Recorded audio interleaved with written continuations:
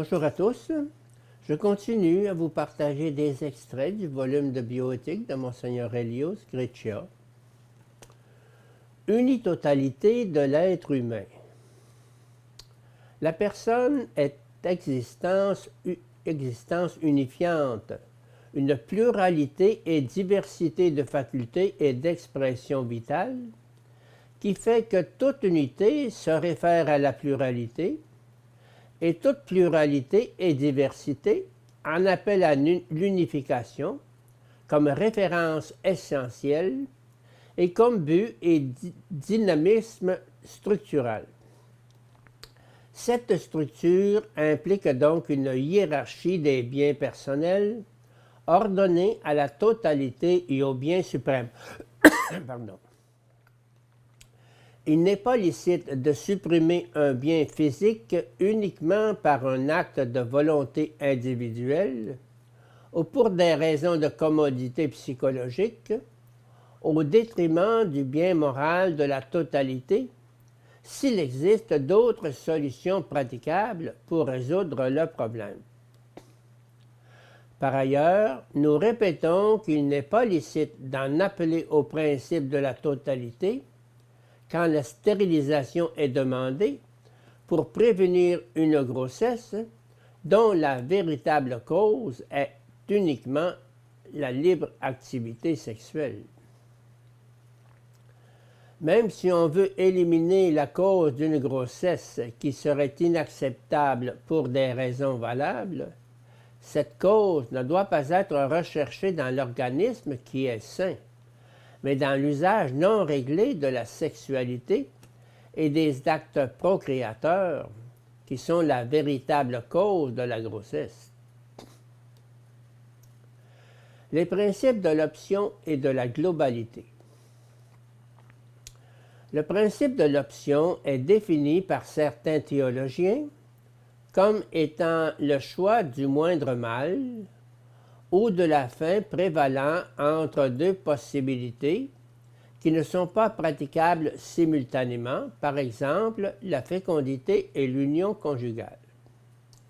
Pour sauvegarder la deuxième, il serait nécessaire et permis de supprimer la première, soit par des moyens contraceptifs, soit même par la stérilisation.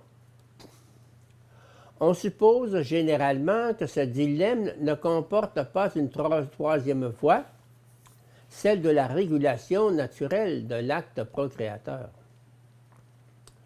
Sous les dehors de l'option se cache bien souvent le subjectivisme, et avec les meilleures intentions, dans la compréhension la plus attentive des difficultés conjugales, on procède à une dépréciation éthique et ontologique de l'amour, en déresponsabilisant la personne.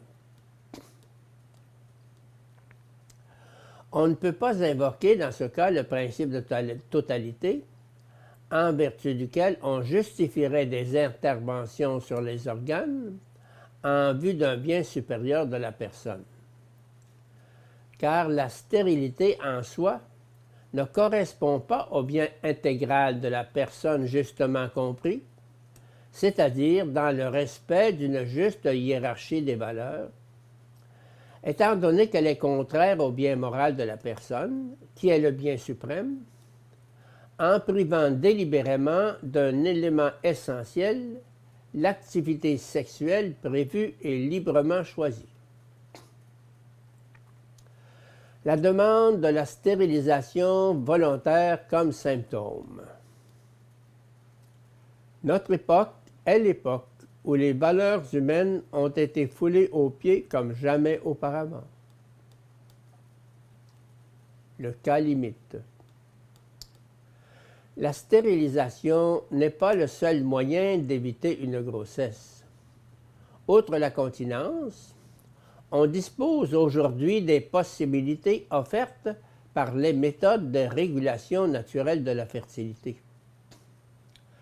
La prévision d'une nouvelle grossesse difficile ou à risque, névropathie, cardiopathie, n'est pas une raison suffisante pour ligaturer les trompes.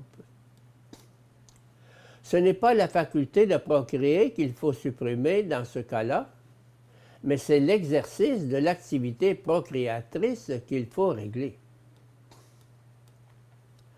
De même, il n'est pas licite d'enlever des ovaires sains pour empêcher la grossesse chez les femmes qui souffrent de dysfonction rénale ou cardiaque.